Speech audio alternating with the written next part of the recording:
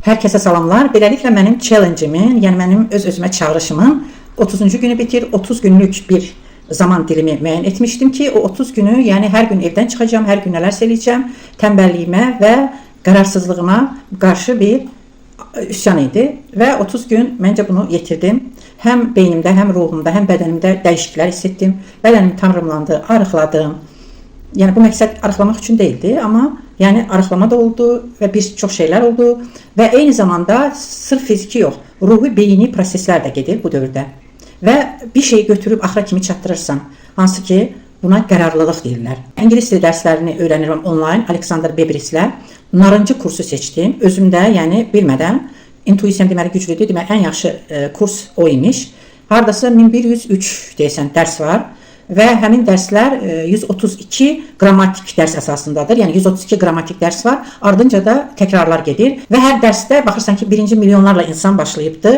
Artıq 50, 60, 100-cü dərsə çatanda insanlar azala-azala gedir. Həmişə də yadınızda saxlayın. O dənizdə üzmək üçün sahili gözdən itirməyiniz lazım. Yoxsa bir tərəfdən tutursunuz və gözləyirsiniz ki, ay gedərəm, o buz sürüşmədə olur, sürüşərəm, yıxılaram falan. Yıxılmaqla sən o şeyi, dəngəni bulursan həyatda.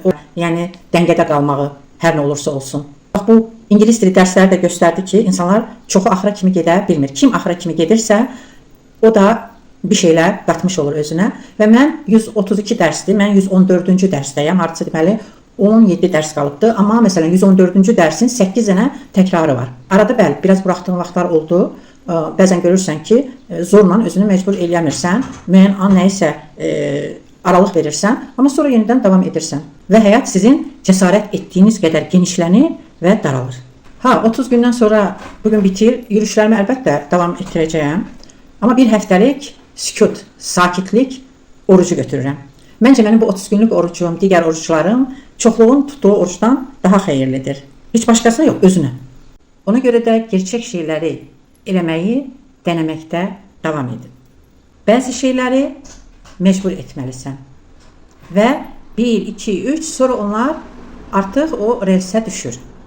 Və istər-istəməz sizi məcbur edir ki, sən bugün gəzməyibsən, Yasemin, dur gəz.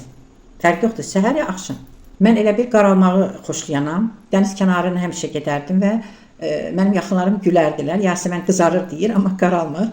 İndi də məsələn, kim ki qaralmaq istəmir, o gün 1-2 gündə qaralır. Mən qaralmaq istəyirəm, yəni həyat paradoksdur. Və səhərlər çıxanda gördüm, yox, heç bir qaralma olmur. Axşam tərəfi çıxanda, deməli, axşamın günəş şüaları daha güclü olur. Hiss etdim ki, qaraldım.